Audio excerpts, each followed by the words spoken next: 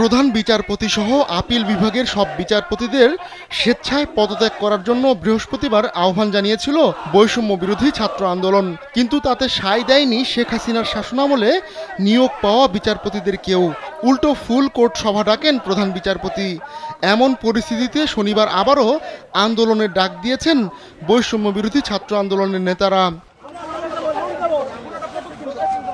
শনিবার সকালে ফেসবুক পোস্টে বৈষম্য বিরোধী ছাত্র আন্দোলনের অন্যতম সমন্বয়ক হাসনাত আবদুল্লাহ ঘোষণা দেন হাইকোর্ট ঘেরাওয়ের। এ লক্ষ্যে ঢাকার সব শিক্ষার্থী সহ আপামর জনতাকে তিনি আহ্বান জানান যত দ্রুত সম্ভব মিছিল নিয়ে হাইকোর্টে যাওয়ার।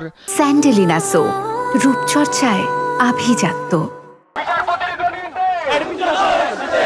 ফেসবুক পোস্টে হাসনাত বলেন, প্রতিটি শিক্ষা প্রতিষ্ঠান যেন একত্রিত হয়ে মিছিল বের করে।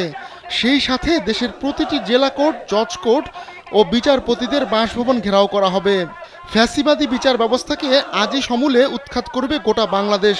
যে জুডিশিয়ারি কুয়ের মধ্য দিয়ে আমাদের ছাত্র নাগরিকের অংশগ্রহণে যে গণবিপ্লবটি হয়েছে, যে গণবিপ্লবটিকে প্রশ্ন করার জন্য যে ধরনের কু করা হয়েছে, আমরা আপনাদেরকে আহ্বান জানাচ্ছি, আপনারা রাস্তায় নেমে আসুন এবং জুডিশিয়ারি কুকে আপনারা রুখে দিন।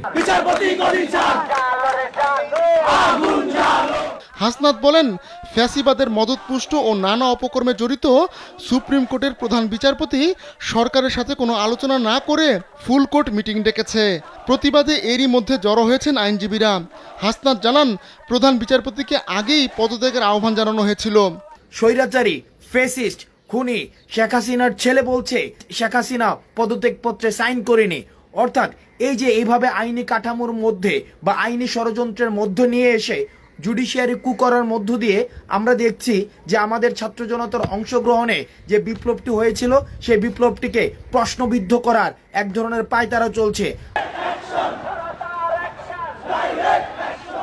হাসনাত আবদুল্লাহ আরও বলেন, অনতিবিলম্বে বিনা শর্তে প্রধান বিচারপতিকে পদত্যাগ করতে হবে। অন্যথায় ছাত্র জনতা যেভাবে শেখ হাসিনাকে পদচ্যুত করেছে তেমনি বিচারপতিদেরও টেনে নামাবে।